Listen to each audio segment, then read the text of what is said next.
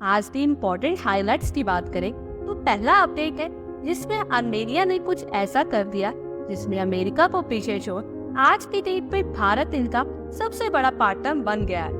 दूसरा अपडेट ये है कि जोरावर 10 के सामने चीन पूरी तरह से बेबस हो चुका है। दरअसल भारत दो ऐसी टेक्नोलॉजी डालने जा रहा है जिसे सुनकर पाकिस्तान और चीन की नींदें जरूर उड़ चुकी हैं। तीसरा अपडेट ये है जिसके अकॉर्डिंगली भारतीय सेना को एक ऐसा नया हथियार मिलने जा रहा है जिसे पहाड़ी इलाकों में भी आसानी से तैनात किया जा सकता है चीन के खिलाफ। चौथा अपडेट ये है कि BAN ने एक सबसे बड़ा कॉन्ट्रैक्ट साइन कर लिया है रशियन कंपनीज के साथ, जिसके तहत अम्युनिशन अब सारे के सारे भारत में ही बनेंगे। फिफ्थ अपडेट पे भारत ने एक सबसे बड़ा फाइटर जेट बनाने का प्लान किया है और ये बहुत ज्यादा सस्ता होगा अमेरिका के 4.5 और 5th जनरेशन के फाइटर जेट के कंपैरिजन में, और इसकी कीमत सुनकर पूरी दुनिया चौंक उठी है। इस अपडेट में मालदीव की मोदी सरकार ने इस बजट में एक बहुत बड़ा झटका दिया। 50% बजट को कम कर दिया गया जो कि इनको फ्री में पैसे मिलते थे। और लास्ट अपडेट बुलेट ट्रेन की तरफ से आ रही जिसका काम तो तेजी से किया जा रहा है, लेकिन ट्रेन सेट्स का क्या? इन सारे अपडेट्स की डिटेल इन्फॉर्मेशन आगे वीडियो में शेयर की जाएगी, इसलिए इस वीडियो को एंड तक देखना ना भूलिएगा।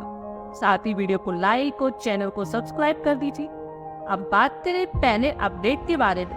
आर्मेनिया भारत से सबसे ज्यादा वेपन्स इंपोर्ट करने वाला देश बन चुका है। फाइनेंस मिनिस्ट्री के अकॉर्डिंगली ये पाया गया कि आर्मेनिया के लिए भारत अमेरिका को पीछे छोड़ अब इनका पार्टनर बन चुका है एडवांस वेपन्स देने के लिए। हमने आर्मेनिया को कुल $600 मिलियन की एडवांस वेपन सिस्टम प्रोवाइड की, जिसमें पिनाका रॉकेट लॉन्चर से लेकर स्वदेशी रूप से डेवलप्ड आकाश मिसाइल्स भी शामिल।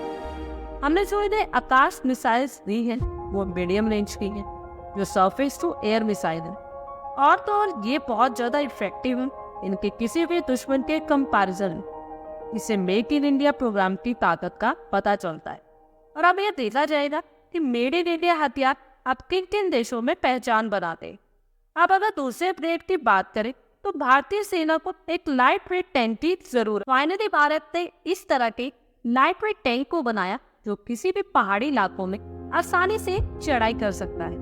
बताया जा रहा है कि इसमें नई नई टेक्निक डाली जाएंगी। पहला फीचर है cannon launcher laser guided missile, जिसे CLGM कहा जाता है, और दूसरा होगा ATGS यानी एंटी टैंक गाइडेड मिसाइल, और ये मिसाइल सीधे गन से ही निकलेंगे।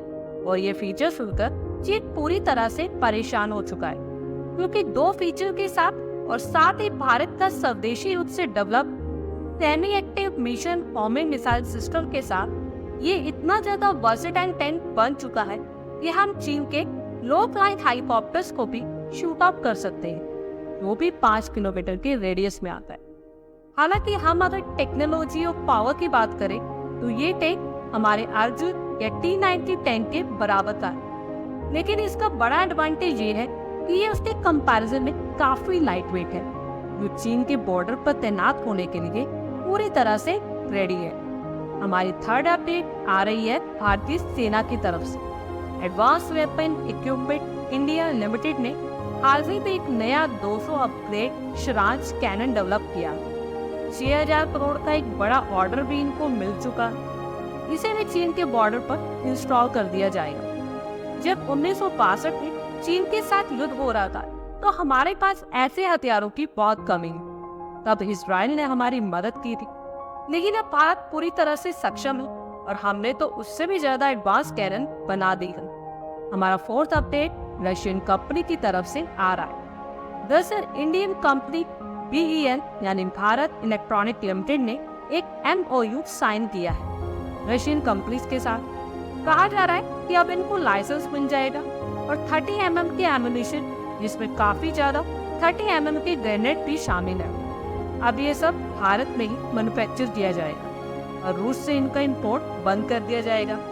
रूस पर बढ़ते सैंक्शंस, पेमेंट डिफिकल्टीज और बढ़ती सप्लाई डिस्ट्रप्शंस की वजह से फाइनली ये डिसीजन लिया गया। और सबसे बड़ा एडवांटेज भारत को ये मिला है कि हमारी फॉरेन एम्युनिशन इंपोर्ट पर डिपेंडेंसी अब खत्म हो रही है।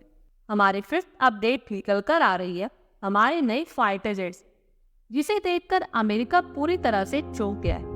हमारे पास 4 और 5th जनरेशन के फाइटर जेट के बीच में बहुत बड़ा गैप था और फाइनली भारतीय वायुसेना ने टारगेट दिया है कि हमारे सुखोई 30 MKI की फ्लीट को पूरी तरह से अपग्रेड कर देंगे, जो कि सुपर सुखोई के नाम से जाना जाए। बताया गया है कि इसमें सारी टेक्नोलॉजी 5th जनरेशन की लगेगी, जो स्टेल्थी टेक्नोलॉजी को छोड़कर, क्योंकि स्टेल्थ में इसका पूरा डिजाइन भी चेंज करना पड़ जाएगा।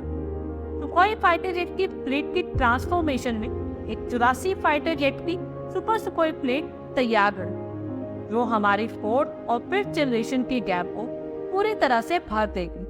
हमारी नेक्स्ट अपडेट मालदीव से आ रही है।